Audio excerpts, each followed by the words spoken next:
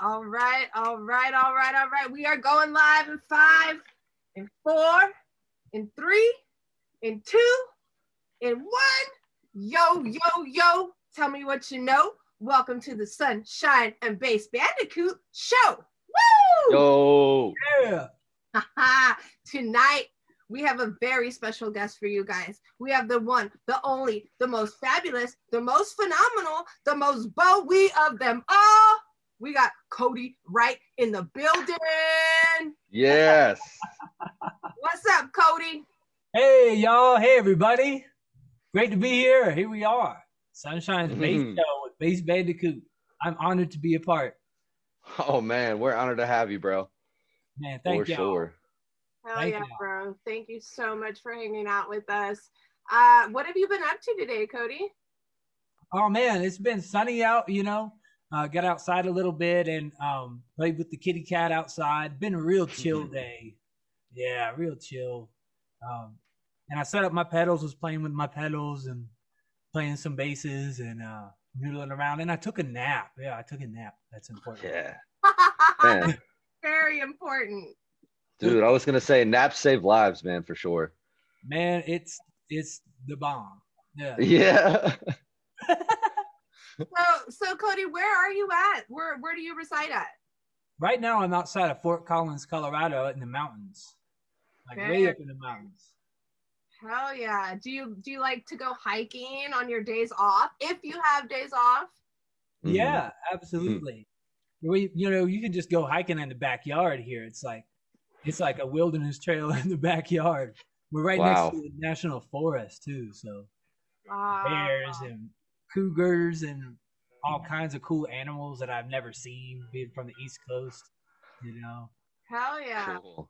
Very cool. When did you move to Colorado from the East Coast? About 3 years ago now. Nice. Yeah, about 3 years ago. And what took you to Colorado?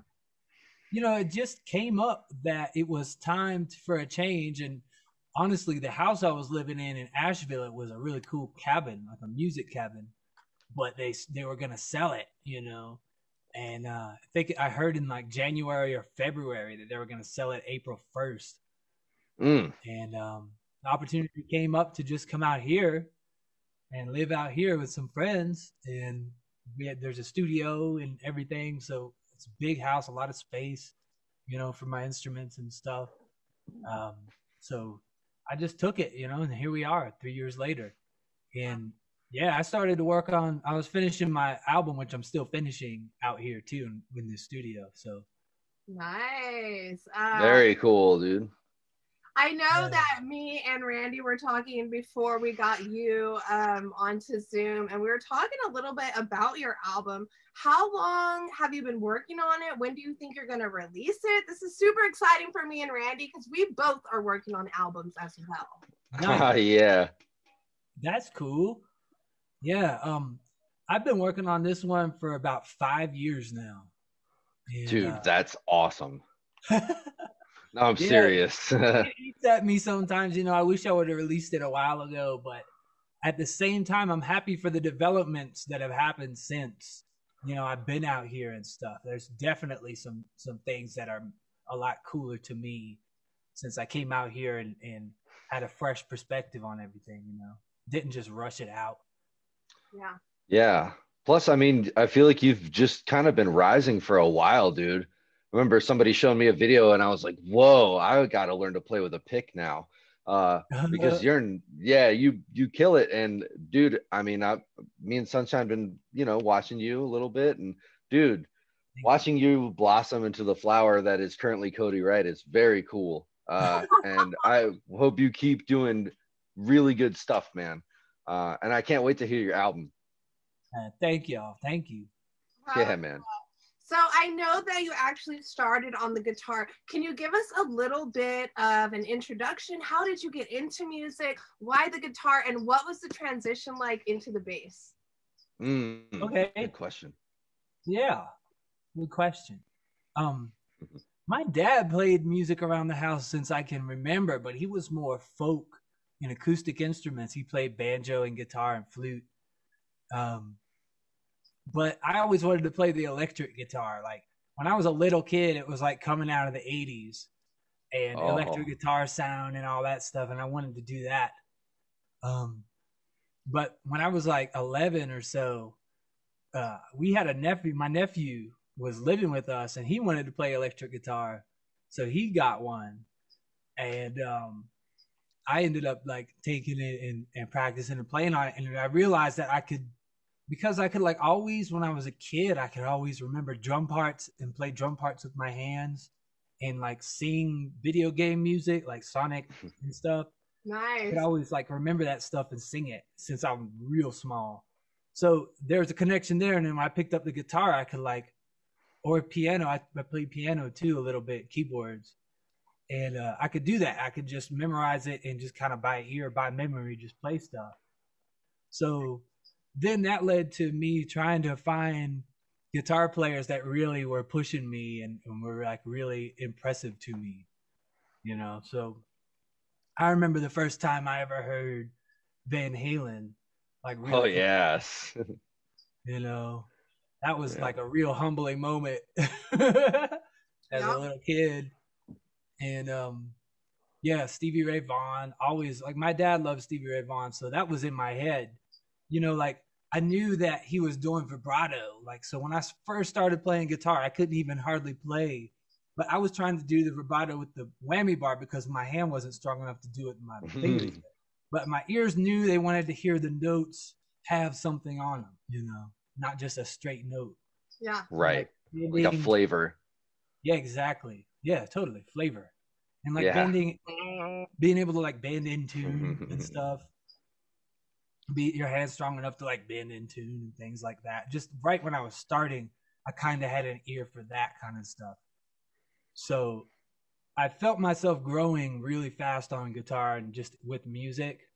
And I had tried other things in life to be good at, like skateboarding and like BMX. Yeah. And I was not gifted like that. I was busting my ass. Dude, wow. So very similar.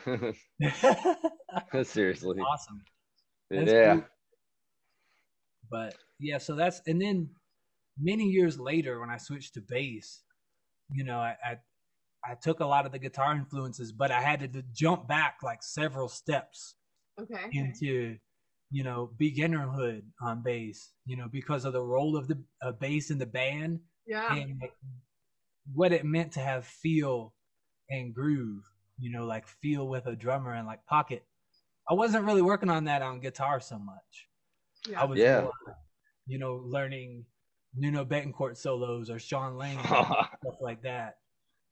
Very like, cool. That, which has groove and stuff in it, but it's different. It's just a different approach. So it took me like 2 or 3 solid years of gigging and then practicing after the gig all the time, like playing all the time, before I really started to feel a little more comfortable on bass. So I wasn't like kicking myself in the butt all the time when I listen back to my recordings, you know. Oh man. Yeah. Yeah, we're all guilty of that. I actually wanted to ask you, so did you get your start on bass from basically doing the Jonathan Scales Orchestra stuff? Exactly. That's it. Okay. Yeah, I was finishing college and I didn't major in music or anything, but I was still practicing all the time and playing all the time, and I was in jazz band in college. Nice. Me too. Yeah, me too. Me too, dude. I love jazz ensemble, man. Jazz ensemble party. Oh, yes. There was always like 4 guitar players. Oh yeah, dude. 10 drummers. Yeah, it's like. Well, let me one bass player. Yeah, let me jump in this chat really quick. We got some people that are here to show support for you, Cody. We got Mike Torn, we got Eugene Bradley, James Brewstad, we got Reyes Cisneros from Taos, New Mexico, we got David Pastores. What up, dude? Mm-hmm. Oh, my favorite fan bam in the house. That's awesome. Yeah, I love that we all have jazz backgrounds. Like, there's just something so special about jazz music. Yeah. What is it, Cody? Tell us what is so special. I think it's just so limitless, you know, because it's up to the individual and there's no rules in it. That's what I really like about it. You know, the possibilities of learning things like how to play over chord changes, you know, it's infinite, the things you can do. Yeah. And you could take it as inside or outside as you want. Like I get a big kick out of like folks that, especially when I was in jazz band, with folks that were like real inside with their playing, meaning like not branching, not getting too far with the outside notes and stuff. Right. And then really when I joined Jonathan Scales, I started getting into a little more like folks that were on the outside edge of things, like Cecil Taylor and stuff like that. Roland Kirk. Yeah, nice name drops, dude. I like those players. Who are some of y'all's favorite jazz players?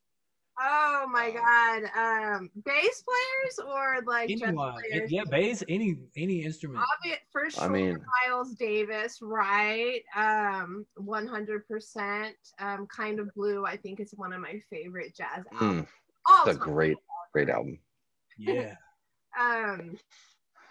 Who's your favorite jazz artist, Randy?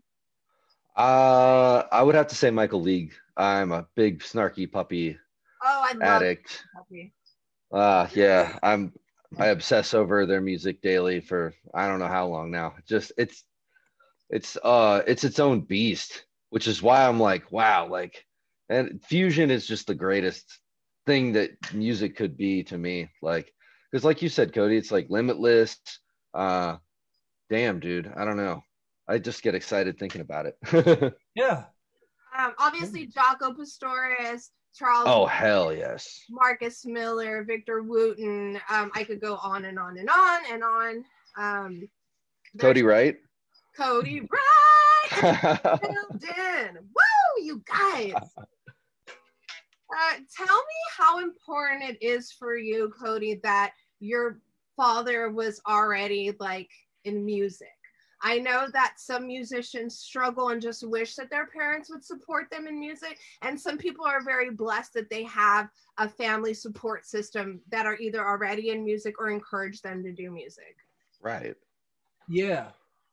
I'm really grateful to have my dad having played and stuff and had instruments around. My mom also listened to a lot of like stuff that back then, like a normal non-musician mom might not listen to, like stuff like Stanley Jordan, Steely Dan, Eric Johnson. Whoa. Like stuff like Holy crap. I was like putting that in my ears, you know. So for me, like tapping was like, you know, hearing Stanley Jordan do it, it was like, whoa. It wasn't super foreign to me when I first started approaching whatever instrument I was on. You know, there was part of me that always wished that I had like a sibling, like a, you know, a brother or sister or nephew that kept playing so we could kind of push each other like that. And, you know, there's definitely nephews and stuff that have musical talent, but that's never what they put first, you know. But very grateful to have my folks, you know, with that influence. And they were supportive of me when I was grinding out Pantera riffs with a metal zone pedal, you know. Oh yeah, dude. Stuff like that. Rest in power, Dimebag, man. Yeah, that's right. Rest in power. Mm-hmm. I just think Cool. I think it's very, very important to have a support system when you're a musician, because it's not always easy, and the same for a lot of other jobs like being an artist and things like that. Like it can get very difficult. How are you standing the test of time? I mean, I know you're just an amazing musician. What are you doing to make sure you stay relevant? Oh wow, that's a good question. Really, this album, like getting this album out, is important to me because for several reasons. Because it's the first thing that I've ever really put out where I feel like it's how I want to be heard. You know, the videos and stuff are cool, the live recordings are all right, but when I can really get in there and dial every little thing and play my guitar along with what I'm doing and stuff, it's a whole different ball game. Yeah. And also, you know, I have enough material for the follow-up already. So I want to get the first one out, and then the follow-up is going to be right on the edge, the heels of that. Very cool, dude. So really that, you know, and then you know, more videos and stuff will come after that as well, you know. Yeah. Just with a whole different twist on it, you know. Let's talk a little bit about, like, so do you record yourself? Because I know you actually live in like a recording studio, right? Yeah, Okay. it is. So let's talk about that. That's super exciting. Like, to, you know what I mean? Like, what? Who does that? Yeah. So what kind of setup do you have in your recording studio? Yeah, what's your gear? Well, it's centered around my MacBook. I have like a more recent MacBook with the Thunderbolt. Nice. For a long time, I was using an older MacBook when I was like doing most of my videos for Facebook and YouTube and stuff. I had an older one. Okay. And right now I have a Focusrite interface. I'm using that, and I have a little mixer here that for right now, you know, I'm mixing my bass signal and my vocal mic. I got that. I got a mixer. I got monitors, and I have like some near fields and some general monitors behind those too that I use for like mixing and stuff. They sound totally different. Yeah. Yeah. And then the headphones sound totally different, and each pair of headphones sounds totally different. So it's like a universe of stuff. Yeah. The audio world it's crazy, man. Yeah. Huh. That's something that I, you know, go ahead. Oh, I was just gonna say you get like addicted when you get started buying all your gear. Anyways, I'm sorry. Go ahead. Oh, you're good. Yeah, you do get addicted to it. But yeah, the recording aspect of it is something that I'm always trying to learn more about and get more efficient at and stuff. Are you self-taught? Yeah. Yeah, when I was on guitar when I was 17, I took like 6 months of jazz guitar lessons. But I was already playing all the stuff. He just told me the theory behind what I was doing. Cool. He was like, you're playing a 9 chord, a flat 9, or you're playing a 13 or stuff like that. I had no idea I was doing that. I was just copying what I was hearing. Right. So you have a really good ear then. I guess so. I mean, because I see I always try to test it. I see you doing these complex fucking like and I'm like, how? And then you're like the guitar player. I'm like, how is he doing this? Like, what is like? You either gotta have perfect pitch or you got a bomb ass memory. Maybe both. Yeah, I don't know about perfect pitch. I do have like relative pitch though. Like if I hear a song in my head that's, you know, a tune, whatever it is, that's been recorded, it's on the key. So if I like sing the note of it, that's what it is, you know. Got you. That's actually the note of it. So if I know that it's like an E, and then I can play an E, and that's what it is. Right. Yeah, and when I joined Jonathan Scales Orchestra, that was really a test because it was all by rote. You know, we learned everything like that, just him teaching us. Okay. You know, so I would test myself and I would try to, while learning a whole new instrument, which was the bass, I would try to just, you know, he had some complex arrangements and some weird metric stuff happening.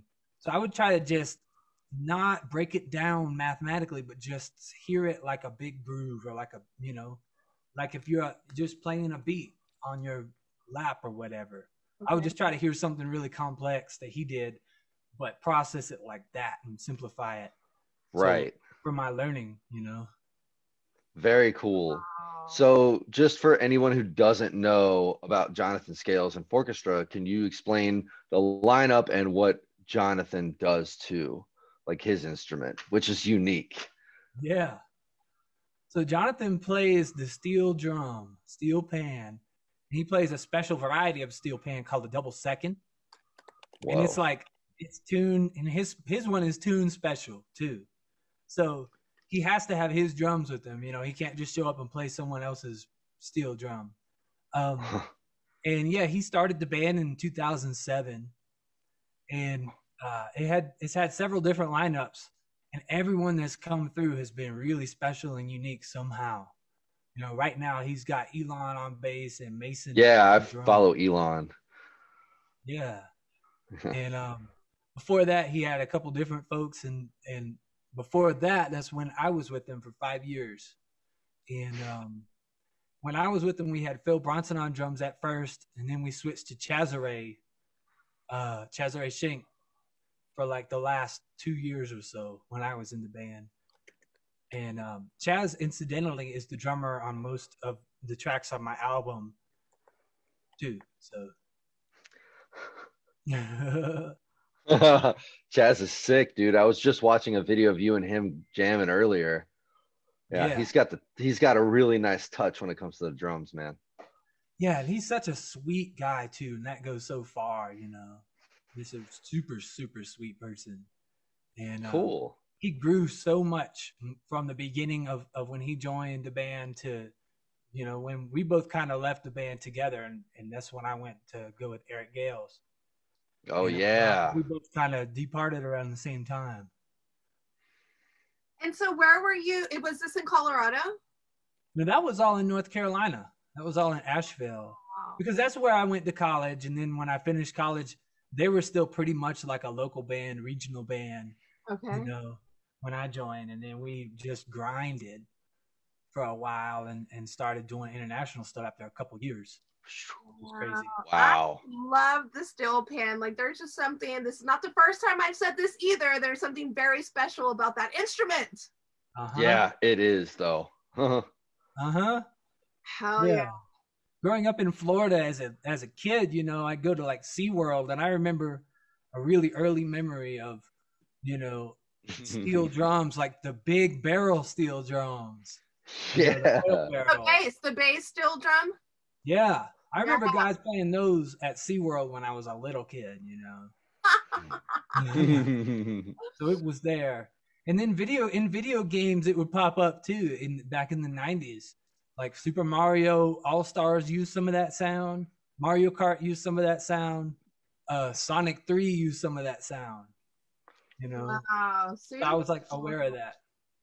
I like watching. Very cool. I feel like I watched this documentary one time on like how the soundtrack for like the Mario Brothers was made, and apparently like this man was just taking like samples from like records that he had found in like old shops or something like that. Have you heard this story before?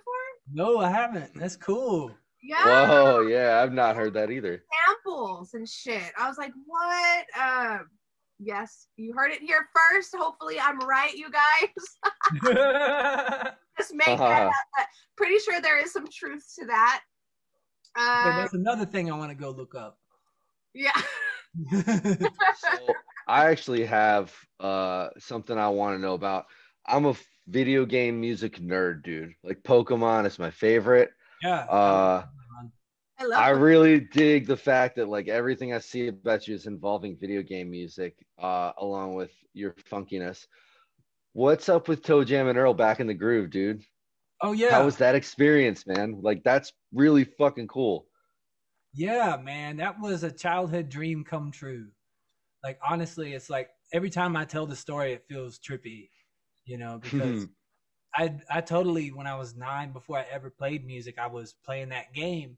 And a lot of the reason I played it was to hear the song on like the next level.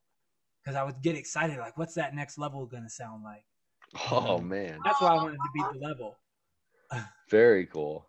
So, yeah, in 2015, I made the connection happen. And I happened to have some videos and stuff already, like promo stuff out. And I reached out and I had to audition. He put me through some tests. He wanted to see like if I could do like old school funk stuff. Oh yeah. And that was very fun and cool to do. I actually used a P bass in the very beginning for that, as well, a P bass with flats. But most of the album. So we did a vinyl album on Adult Swim. Here it is. What? Oh. Yep. Damn, that's so cool, dude. I did not know that. Yep. Oh my God, look at you. You're right. Oh, it's so dope. Oh, wow, dude. Yeah, that was just crazy.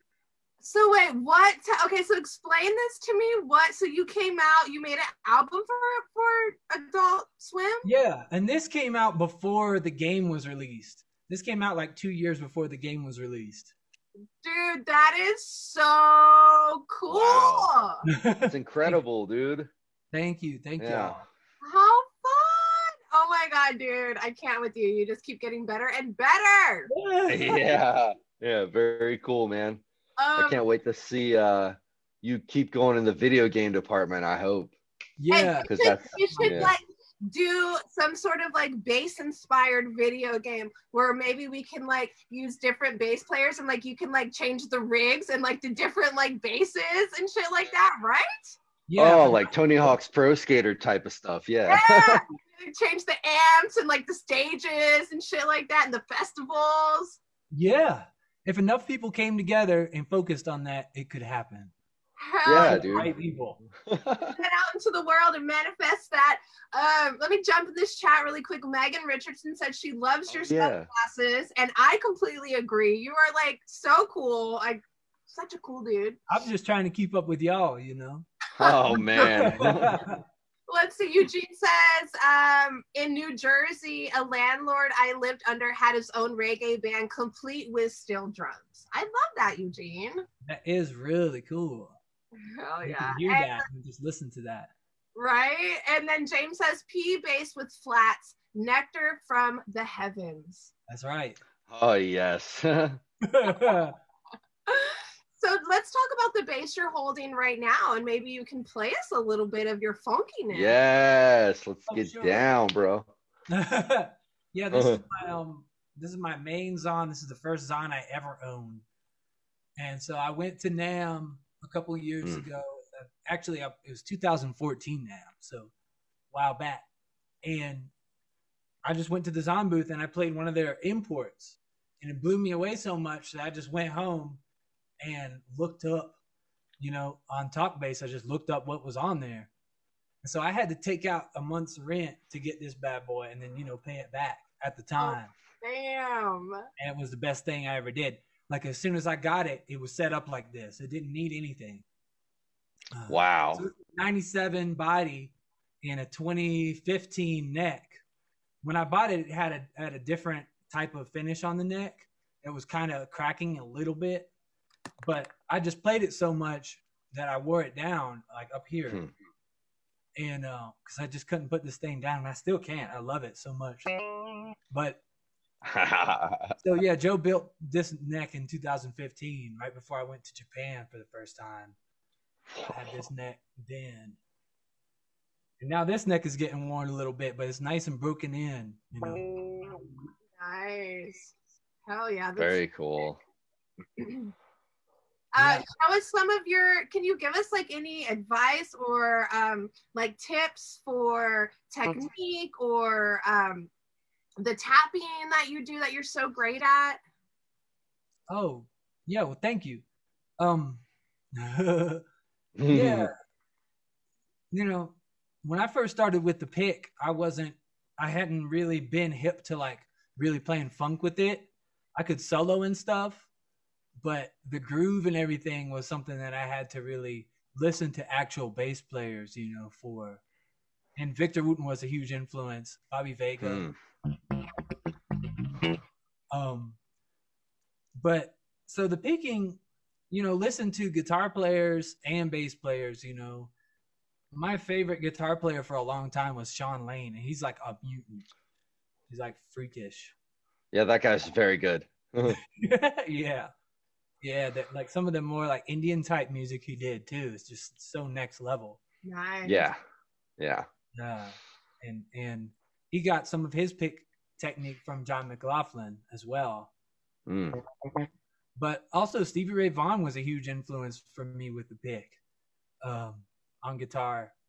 And that was one of the trickiest things for me was synchronizing my hands. Like back when I was shedding on guitar all the time, like meaning, this means that, bam, and then upstroke means that finger, like getting that just right in line. Where it's just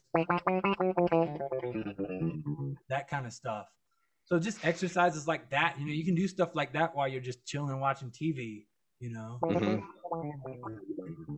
stuff like that. Just chromatic and it's not real musical, but okay. That sort of thing. So that's the pick. And the tapping, I played piano. There was a period in college where I played piano more than I played anything else for like 2 years. Okay. I was always playing piano in the practice rooms. Like miss lunch for it and stuff. Mhm. So that, opens up how you think about, this can play a chord, this can play the bass, or this can play a bass and chords, and this can play melody, So you just kind of get that. But then when I heard Victor Wooten and Reggie Wooten, some of their tapping stuff, Reggie in particular really inspired me a lot, and he was really cool to me, and everything. I actually learned one of his little solos on guitar, and I went and played it for him at a show. Damn. It was super sweet, and it was awesome. That's so cool. Yeah. Way back. That's the whole idea of that thing that I do where it starts out like a major and then goes to a minor.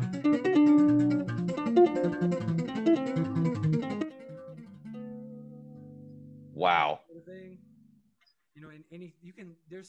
When you start really playing with that stuff, there's like a universe in it. There's a whole universe inside it. Yeah. Like learning the chromatic scale, like how important the chromatic scale is and stuff like that. Because that's just chromatically going down from C to G. Right. And down a G. And you can just keep it going all the way down, and just playing with that. Wow. Damn, dude. It's just chords, Wow. So as phenomenal and amazing as you are, do you still practice? You must, right? What does your practice schedule look like? Yeah. Well, I do. And really, I have to, it's almost like I practice more guitar than bass. For some reason, it seems like guitar, my standards are like different for myself on bass and guitar. So I feel like I need to just like practice guitar more. I don't know. It goes back to like the childhood thing of woodshedding,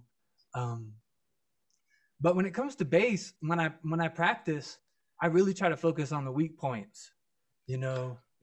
For me, some of that would be like techniques, like slapping and finger style stuff. One thing is I keep my nails long because of guitar, so I can like do hybrid picking stuff, like chicken pick. So it's kind of funny when I go to play this stuff. It's like I got a nail there,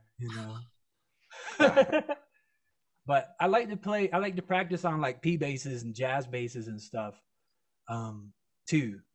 It's a different trip on those than on this thing. This thing's like a Ferrari, the actions.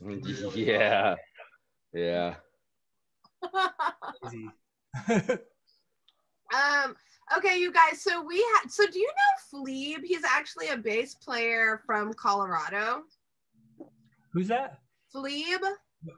No. Oh, I thought you said Flea for a second. Now, Fleeb, who do you play with? I can't remember the name of the band. Drop that in the comments.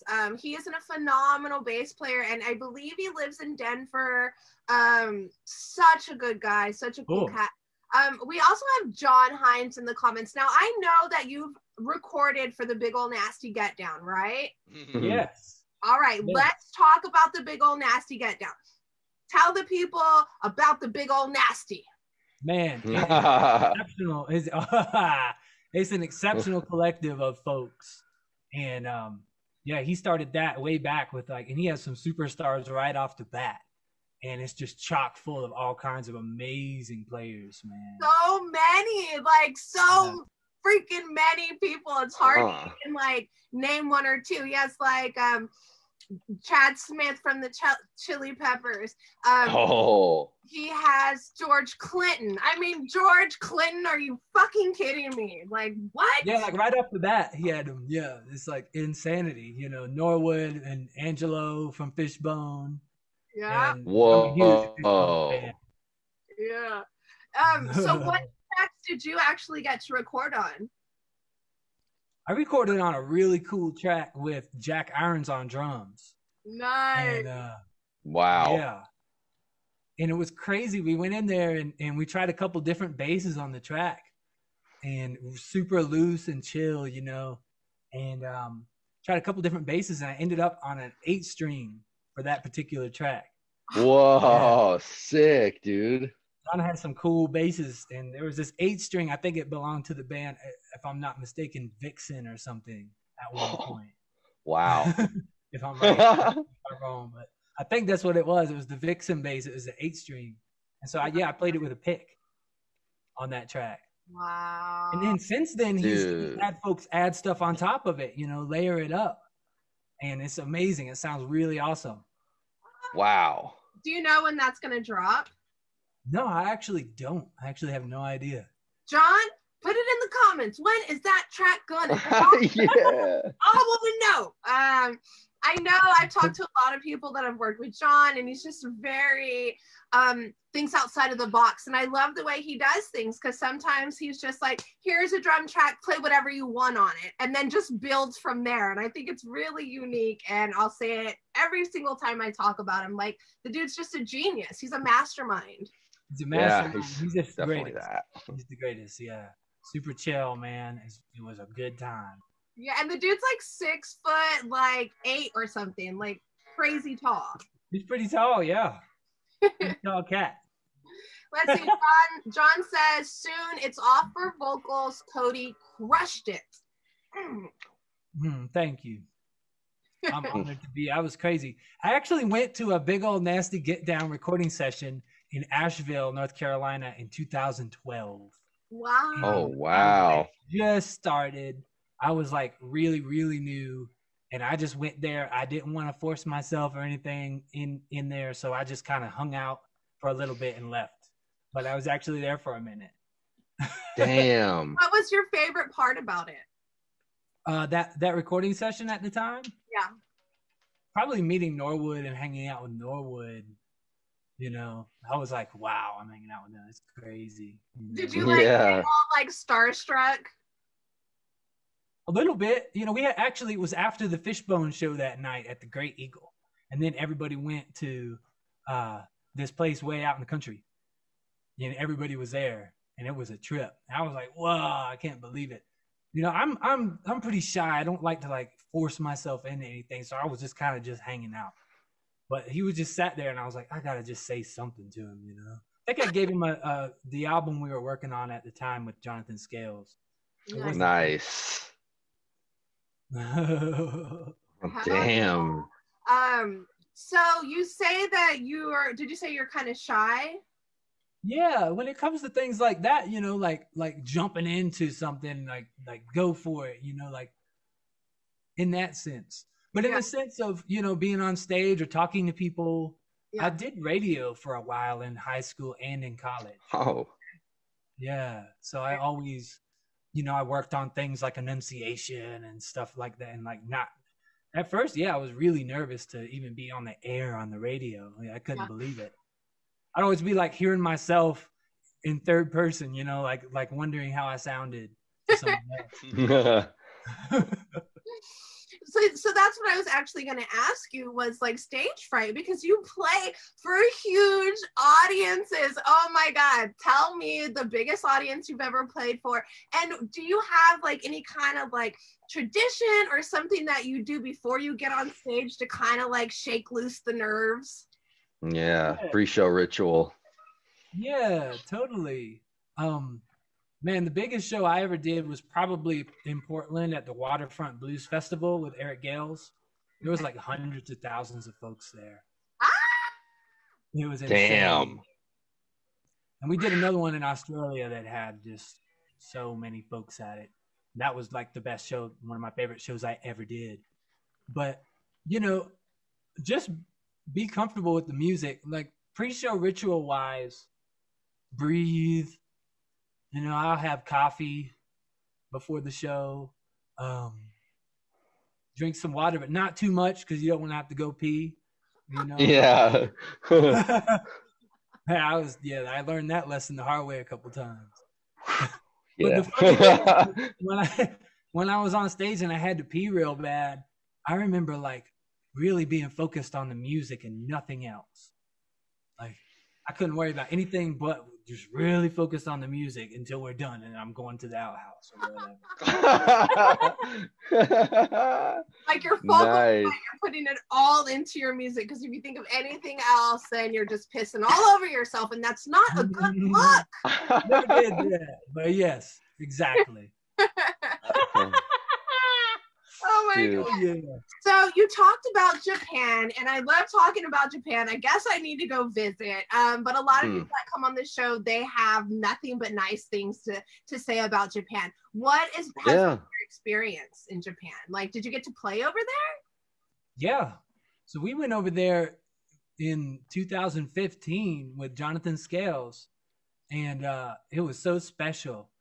You know, we had our friend Tom was showing us around and helping us out, and he was kind of our translator and stuff. And we played at the like the Blue Note and stuff, Blue Mood, and a couple other really awesome gigs. And it was just crazy to actually we played a show at a school called the Gunma Kokusai Academy, like out in the country. So we drove out to the country from Tokyo, like way out into the country, and played for all these young kids. And that was so special. They gave me a box. I wish I had it right here to pull out. They gave me a box that had rubber bands across it and a hole in it, like a guitar. And all the kids signed it and wrote a little thing on it. I still have it. Oh, dude, that's so cool. Wow. Yeah. And yeah, the food was awesome. You know, it's like, especially like there's a lot of like super fresh seafood, like where you obviously you go in and you can see it in the in the aquarium. You know. Wow, that's crazy. Now, how is it trying to like interact with fans that don't necessarily speak English? Ooh, good question. Yeah, it's, you know, I just listen and pay attention. I listen to you know, if they might know a little English, or if they understand, sometimes they can understand what I mean when I say things and stuff like that. Honestly, I always end up feeling like I want to learn their language a little more. You know, I don't want to go in there like expecting everyone to know how to speak English. I would love to be able to converse with them a little more. Yeah. So that's something in the future I want to work on, is some other languages more as well. Do you have like a country that you haven't visited yet that you'd like to go? Yeah, totally. I would love to go to Israel. I also would love to go to Portugal. Oh man, it would be cool to go to New Zealand too. Oh yeah. Oh yeah. New Zealand would be cool. And Thailand. Oh, Thailand would be cool as well. Do you like Thai food? Well, okay. Do you like Thai food or Indian food better? Oh geez. That's tough. I just wait. Thai, Indian, or Ethiopian? Oh, Ooh. There's just all a different universe, each one. Yeah. Types of spices are so different. That's true. Oh man, I love a good Thai curry that's nice and hot, like something like that, or a massaman. The massaman, yeah, that's good. So do you get it Thai hot? Do you get it Thai hot? Yeah, when I can, I do. Nice. I go through phases of that. Like right now, I'm in a phase where I can handle it. I go through sometimes where I just don't. I'm not in the mood for it so much. The super spicy. Yeah. Yeah. Feels, dude. Where you're just like crying and like I'm having a straight trip on that stuff sometimes. Yeah. Seriously though, you smell it and you're like, all right, I'm high. I got to get out of here. Yeah. So how long have you been playing with Eric now? Well, I played with Eric for about 2 years. Okay. That was from 2015 to the end of 2017. Okay. So you're not playing with them anymore? No, I'm not. Since I moved out to Colorado, that was kind of the turning point of that. You know? Okay. Yep. So who are you playing with? He's crushing it. Sorry. Not really. No, I'm not really like playing in a band like that. And I'm kind of happy that all this, the pandemic and everything being slowed down and shut down kind of happened when, I wasn't in a full-time touring schedule. I took some serious time to finish this album and work on my own music. I felt like I just had to get that done.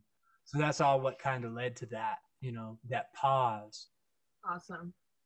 I'm moving out of a town where I was in the music community in Asheville and then moving out to Colorado. I never jumped into the scene here, really. I don't really know a lot of folks because I've just been in the studio working on stuff.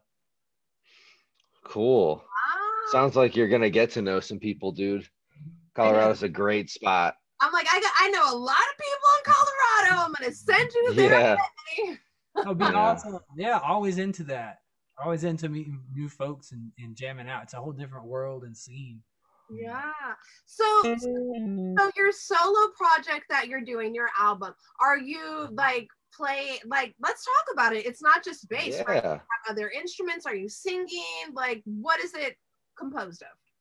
Yeah, I am singing on it. And sick. The kind of singing that I'm doing is I like to stack vocals. I started doing that in college, like just messing around and stacking my own vocals and harmonies and stuff. So I do some of that behind, say, a bass groove, and I also play a lot of guitar on the album. Okay. I play all the guitars on there, but some songs are just bass. I got my song Lone Wolf, which is just all this. It's every single note is on this thing, and I played like harmonies and bass lines and all that stuff. And then I got a song called Blue Storm that I'm playing guitar on that I composed. And I actually have Victor Wooten as a special guest on that track. It takes 2 solos. That's Congratulations! Wow. Oh my God, yes. That's huge. Thank Congrats, you. Dude. That is massive. Yeah, I'm very, very blessed by that and super thankful to Vic and all the Wootens. Wow. Oh my God, Cody. That is so phenomenal, dude. Where do you go to write your music? Do you have like a sacred space or do you just stay in your studio? Maybe your studio is your sacred space. Yeah, it's kind of like that. Always before I moved out here, my studio was my bedroom. And because I was hardly home, I would always rent the smallest room in whatever house it was. It was like a shared house with friends. I'd always get one time I had a storage closet. That was my room. Oh, yeah. 3 years. That was my studio. Hey, man, you work with what you got. That's dope. Yeah, you have to, as a musician, saving and stuff, you got to plan around stuff like that. And I don't regret it. I was but that's always been my, my sacred spot for composing and stuff is just wherever I have my amps set up and stuff. A lot of my writing too happens on acoustic guitar, crazily enough. There's something about the way it breathes when you play it. I don't know, it just resonates. And that really, I have written a lot of stuff on acoustic that I haven't ever recorded that I plan on recording. So that's huge for me as well. Very cool, like just dude. sitting outside, sitting under a tree outside with an acoustic is huge for me, Dude, it feels good, right? Yeah, totally. Yeah. Okay. And I think the nice thing about the acoustic too is you don't have to plug it in. So it makes writing you can just go do it. That's so cool, man. That's nice advice. Yeah. Very cool. Exactly. So we have Brenda Goodson in the comments. She says, I love that you play multiple instruments, Cody. Is there any instrument you want to learn? Ooh. Yeah, that's a good question. Thank you. Thank you. Yeah, thank you, Brenda. I've always wanted to play drums and drum set, and it's just never worked out logically and logistically for me. I always wanted to play drum set and really understand that. Because I can play hand drums and like finger drums and stuff. Like I can do all kinds of stuff like that. And since I was a kid, I always just took to doing that, like playing on my chest and stuff like that. So actually drum set would be a huge one for me. Everybody who knows me, I've always wanted to learn to play the drums. They put my ass on the tuba. fast forward a couple of years, and here we are, right? So it's totally fine. Damn. I actually had the liberty of starting with the drums. That was my first instrument I ever played, which is how I got into bass. So if you guys want some drum lessons, let me know. I'm not that great, but I can keep the pocket going. Man. Yeah. Drums are fun, dude. Wow, I totally pictured you like slaying the drums, man. Oh, geez. I know you will when you learn. Yeah. Yeah. The limb coordination, you know, I just love the fact that your whole body is in tune with rhythm when you do that. You know? Right. And I feel like that will inspire, you know, just to feel on the bass a lot. Mm-hmm. Oh, yeah. One of my friends said that, you know, he's an unbelievable bass player. And he asked Oteil, like, what's the one thing I should do? Oteil Burbridge. He asked him, what's the one thing I should do? And Oteil told him, just play drums more. Oh, yeah. That's great advice. Yeah. Man, coming from a legend, too. Oh, yeah. All the way. Hell yeah, you guys. Hey, do you know how to play any Legend of Zelda? Oh, yeah. Let's hear that. Oh, hell yes. I used to do a little thing based off of Zelda's Lullaby. Like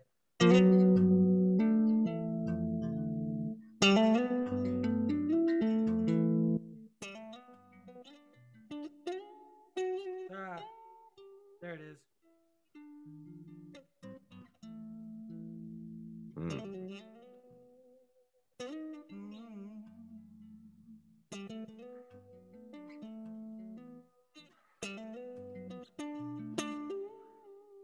Yeah, that's how it went. Yeah. Wow. Yeah. You know.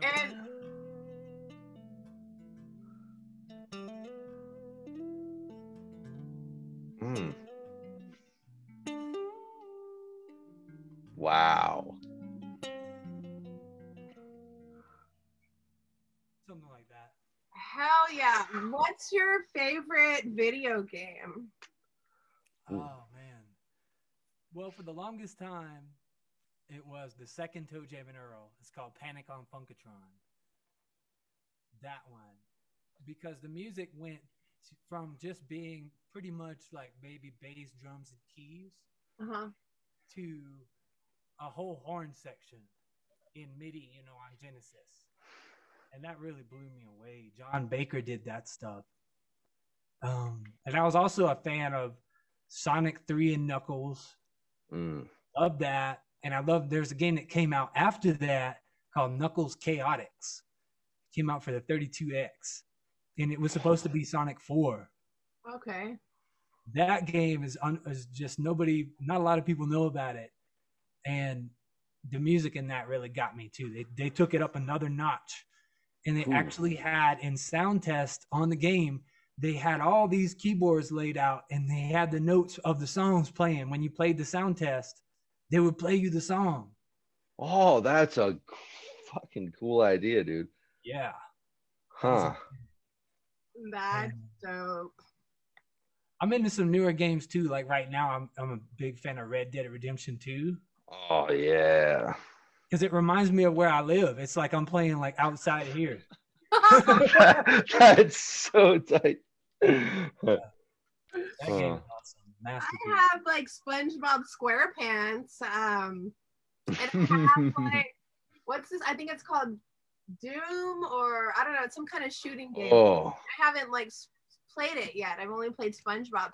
Do you have like a Twitch or anything, Cody? I know that's ridiculous to ask, but What do you mean a Twitch? Like an account?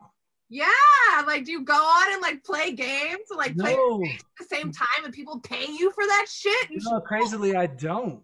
I never really did the online thing. Crazy. Yeah, me neither. Well, I have to. It's never too late to start, Cody. Yes, dude, I have to get on that. I'm gonna get on that. But, oh yeah, one game I forgot to mention is this little guy behind me right here. Maybe you can see. Kirby? That's Kirby. Oh, I love Kirby. Yes. That inspired the crap out of my music, like crazily. The soundtrack. Damn, dude. The soundtrack I love this episode so much, you guys. Like, literally, this is so fucking fun. Yeah, dude. Oh, I'm having a blast. Thank y'all, man. Oh, dude, thanks for having us, man. Thank you guys for having me. Yeah, no, thanks. Thanks everybody who's hanging out tonight. Thank you, Cody. Thank you, Randy. You guys are so fucking awesome. Yeah, no, I had no idea that video games, I mean, I knew video games could like inspire, but like you're just such a magical and phenomenal, like over the top player. Like I love that video games inspired your music so much. Yeah, man. Yeah, it's this, you know, it's like my generation came up in that, and it's something that as a tiny kid, that you didn't hear a lot about. No one really talked about it. And if I were to talk to some of my friends back then about video game music, it's like, what are you doing listening to? You're supposed to play the game, you know, it's not about the music so much. But now it's like so many folks are coming out saying how inspired they are by this stuff, you know, because it's legendary, really. Like the thing that got me about Kirby was it's fast. A lot of the music is really fast, but it's melodic. It has a singable melody to it. You know? I love that kind of thing. It's like fast. Like some of the tapping stuff I do is inspired by that. Like that kind of stuff. Yes, very cool. Oh my God, I love it. No. It makes me anticipating your solo stuff even more because it's inspired. If you're inspired by video games, I know I'm gonna love that shit. Yeah. It's got electronic drums on a couple of the songs and acoustic drums on a couple of the songs. And actually, one of the things that I'm really happy about with it that happened recently was, since I came out to Colorado, was I actually had my friend Xavier Taplin play keyboards from Ghost Note, and he plays with Toto as well. He laid down some keyboards on there, and that takes it into the whole, even more into like video gamey, trippy. The way he hears stuff is insane. Wow. Yeah. Dang, dude. Very cool. I can't wait to hear it. Yeah, thank you. So what are the chances in the future that there's going to be a Cody Wright band? Oh man, I'd say it's going to happen. I just got to release this album first and then, you know, play it from there. I don't see myself being in Colorado forever, but who knows? You know, I do miss Asheville a lot and North Carolina a lot. You know, things, just the whole life thing of moving and where am I going to live and all that. It dictates a lot because I want to have a band that I can rehearse with in person. Yeah. You know, play with in person. And I am a big fan of rehearsing and just jamming. It's important, right? To get comfortable and really know the music really good and all that good stuff. So do you have merch or anything that we can buy to support you? Yeah. Not at the moment.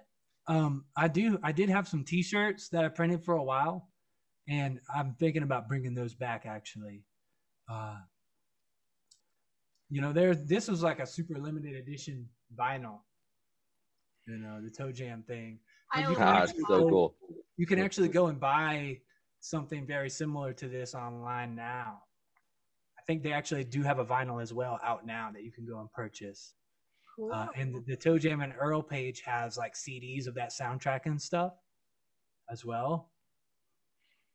Dude, how did I totally miss Toe Jam and Earl? Like, how did I miss that? Like, what? I think it's a generational thing, like he said earlier.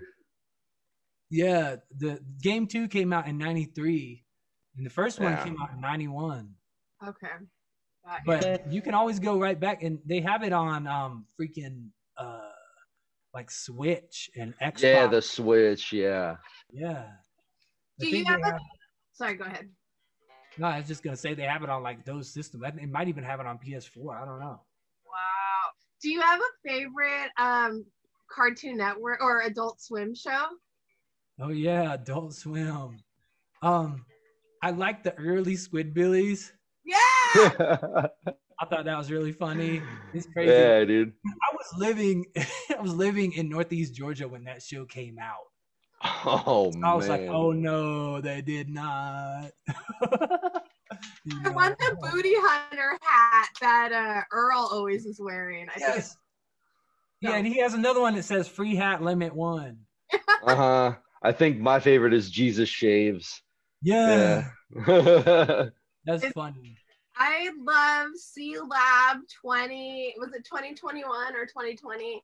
And 20, yeah. Aqua Teen Hunger Force, my absolute favorite of all time. Oh yeah, Meatwad. Yes. Eugene says Yeah. Venture Brothers was his favorite adult swim show. I love the Venture Brothers too, Eugene. Nice. Yeah. Yeah, dude, that's my shit right there. Oh, and Space Ghost Coast to Coast, of course. Can't forget Space Ghost. Yeah, that's old school, like the original. Yeah. That's with the mantis. Yeah, dude. And the Bronco, too. He's like, boom, boom, Can't boom, forget, boom, boom. yeah, Men Talk the Mind Taker, dude. You can't forget that guy. Oh yeah. So let's see what else. So we covered your background, we covered your influences, we've covered your album, we've covered your home studio, we covered your tapping technique, your picking technique, your practice schedule.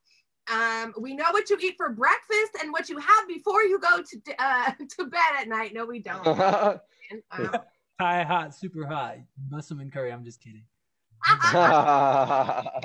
I kind of want to just hear you jam a little bit. Are you down with that, Sunshine? Of course. Let's get this man playing a little bit. Yeah, all right. Please. All right, cool. Do you want me to just dive into it for a little bit? Oh, yeah, man, just feel it out. All right. See what happens. Oh, sunglasses are coming off. Oh, shoot.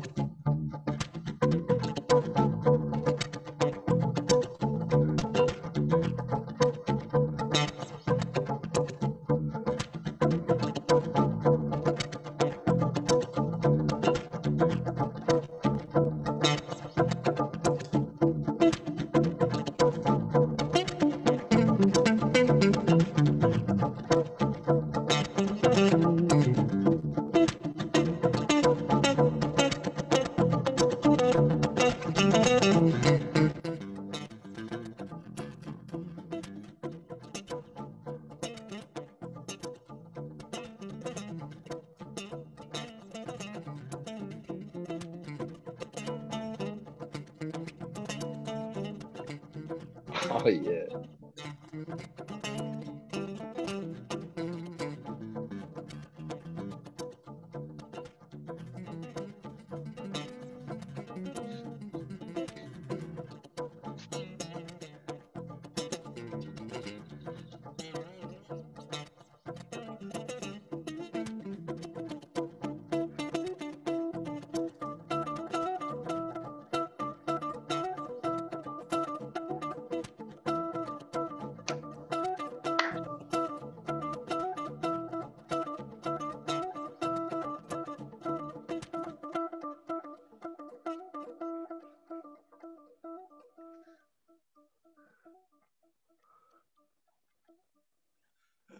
Yes. Thank you Wow. so much, dude. You're a Dude, fucking badass. Thank you. that was incredible, Wow. Cody. Yeah, Wow. I felt like I'm playing like in front of a huge crowd. That's so fun. Oh, man. That's so cool to hear. We aim to be a huge crowd. Yes, we do. We absolutely do. Oh my gosh. Yeah. So, I mean, so what's next? So we just have to wait for your album to come out, right? Yeah, and I definitely, at the same time, I apologize that it's taken so long, but at the same time, I'm happy about the developments that have happened with it. So I am excited to release that.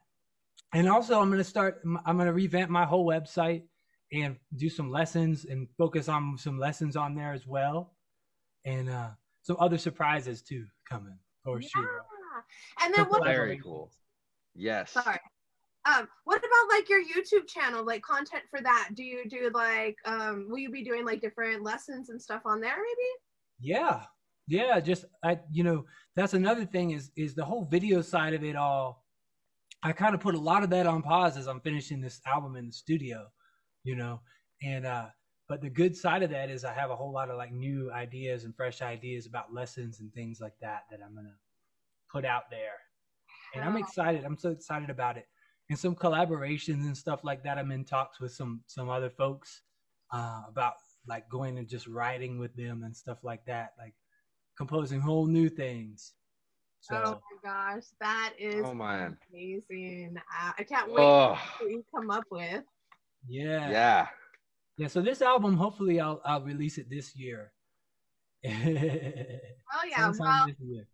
Yeah, I will be holding my breath until then. So you don't want me to die, Mr. Cody. So release it as soon as possible. I got you. Thank you. Randy, do you have anything else you want to ask before we start wrapping this up? We've already been going for almost an hour and a half, so I want to be respectful of everybody's time. Yeah, I pretty much just want to say, honestly, dude, great to meet you.